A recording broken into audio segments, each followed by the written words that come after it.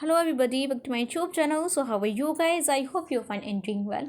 सो आज के इस पार्ट के अंदर हम डिस्कस करने वाले हैं बीबीए फर्स्ट सेमेस्टर का ऑर्गेनाइजेशनल बिहेवियर का प्रीवियस ईयर का क्वेश्चन पेपर। ठीक है। सो लास्ट वीडियो में हमने क्या किया था, हमारा जो बिजनेस ऑर्गेनाइजेशन एथिक्स का previous year question paper then important topics हैं उन सभी चीज़ों को डिस्कस किया था। ठीक है।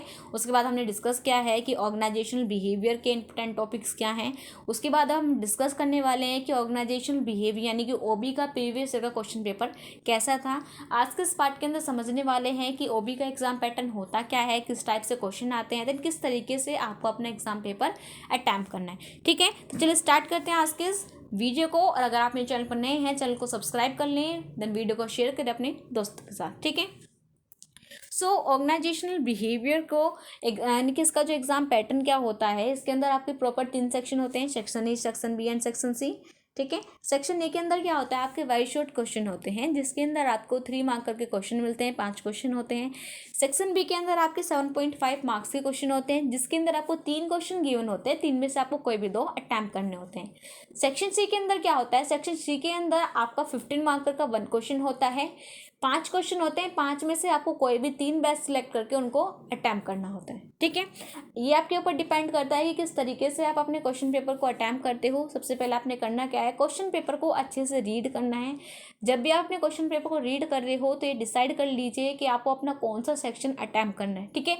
मैं आपको प्रीफर करूँगी कि आप section C, section B, section A यानी कि इस सीक्वेंस के अंदर अपने जो आंसर्स हैं उनको अटैम्प्ट करें। ठीक है।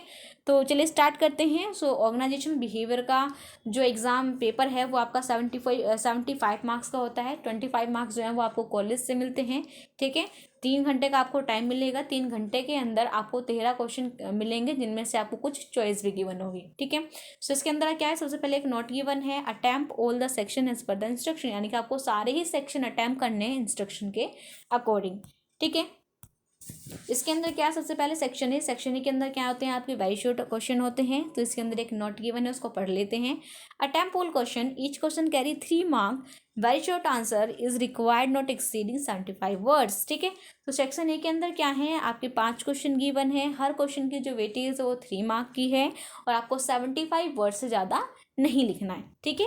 यानी कि ओवरऑल सेक्शन ए जो है वो आपका 15 मार्क का है। ठीक है।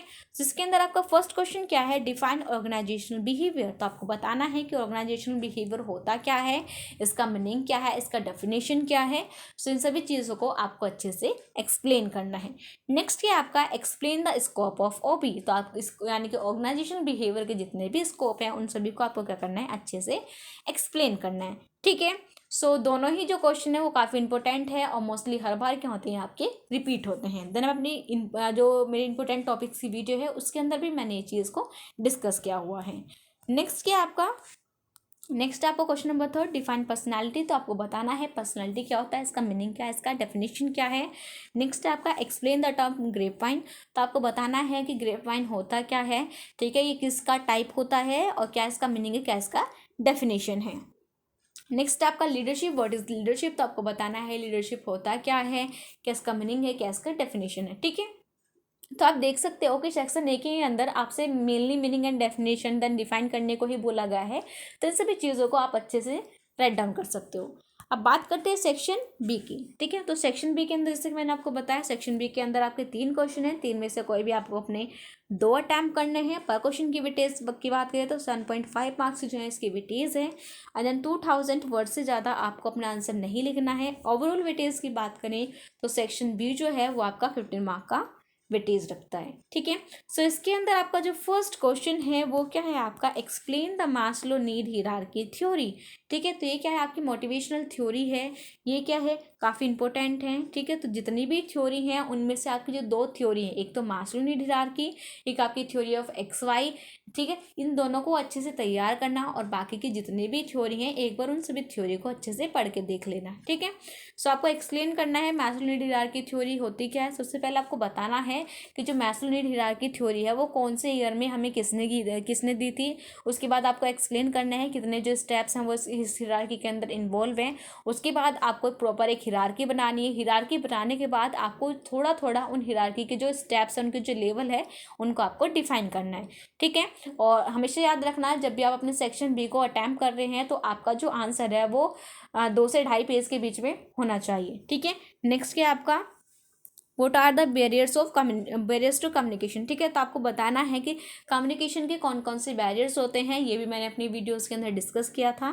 नेक्स्ट क्या है आपका, discuss various type of organisational culture. ठीक है, सो आप सबसे पहले आपको इसके अंदर डिफाइन करना होगा कि ऑर्गेनाइजेशनल कॉन्फ्लिक्ट होता क्या है। उसके बाद आपको बताना है कि ऑर्गेनाइजेशन कॉन्फ्लिक्ट कितने टाइप्स का होता है, उसका एक फ्लो चार्ट की हेल्प से आप उसको बता सकते हैं कि इतने इतने टाइप का होता है। ठीक है, फ्लो चार्ट बनाना काफ़ी इंपॉर्टेंट है, क्योंकि अगर आप फ्लो चार्ट बनाते हो अपने आंसर के अंदर तो ये क्या करता है, एग्जामिनर की अटेंशन को ग्रैब करता है और एग्जामिनर पूरी थ्योरी ना पढ़ के अपने मेन पॉइंट को ही देख लेता है। ठीक है, उसके बाद आपने करना क्या है, जितने भी आपने यानी कि टाइप्स बताए हैं 1 बाय 1 उन सभी टाइप्स को आपको थोड़ा थोड़ा एक्सप्लेन करना है। ठीक है, नेक्स्ट क्या है आपका, नेक्स्ट आपका section number C. Section number C के अंदर क्या है, आपके 5 क्वेश्चन है। 5 में से आपको कोई भी अच्छे अपने 3 अटैम्प्ट करने हैं। ठीक है, पर क्वेश्चन की वेटेज की बात करें तो 15 मार्क्स की आपकी वेटेज है। ठीक है, लॉन्ग आंसर आपको जो आंसर है वो डिटेल में होना चाहिए। एंड देन ओवरऑल वेटेज की बात करें तो 45 मार्क्स जो हैं वो आपके सेक्शन सी से आएंगे। ठीक है, सो हमेशा कोशिश करना कि आप सेक्शन सी को पहले अटैम्प्ट करें। ठीक है, क्योंकि अगर आपका टाइम कम बचा और अगर आपका कोई भी सेक्शन बचता है तो सेक्शन ए के अंदर आपके सिर्फ 15 नंबर के यानी 15 नंबर के क्वेश्चन मिलेंगे, 3-3 नंबर के हैं। 1-2 क्वेश्चन भी छूट जाता है तो उससे कुछ इतनी बड़ी दिक्कत नहीं होगी। लेकिन अगर आपने सेक्शन ए और सेक्शन बी अटैम्प्ट कर लिया और सेक्शन सी छोड़ दिया तो काफ़ी दिक्कत होने वाली है। ठीक है, सो कोशिश करिए कि आप सेक्शन सी को पहले लेके चलें।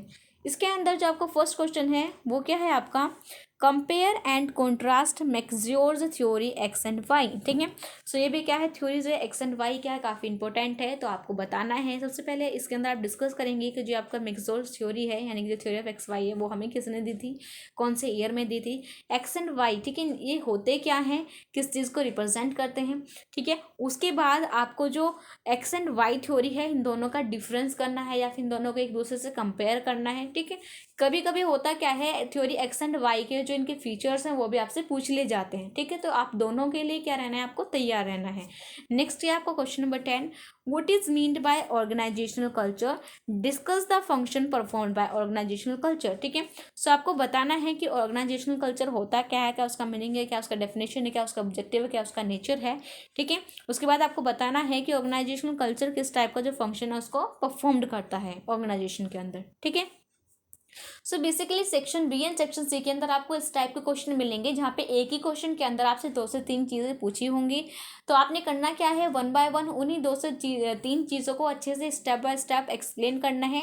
अगर आप ऐसे करते हो तो आपके 3 से 4 पेज जो है वो आराम से भर ही जाएंगी। ठीक है, और कोशिश करना कि आपका जो 15 मार्कर का क्वेश्चन है उसके अंदर आपके 4 से 5 पेज तो आपके हों ही। ठीक है, नेक्स्ट क्या आपका क्वेश्चन नंबर 11 क्या है आपका, communication is sharing of understanding comment. ठीक है, तो यहाँ पे आपको बताना है कि जो कम्युनिकेशन है वो शेयरिंग ऑफ अंडरस्टैंडिंग है या नहीं है। ठीक है, तो आपको क्या करना है, इसको एक वैलिड रीजन के साथ इस कमेंट को, इस स्टेटमेंट को आपको एक्सप्लेन करना है।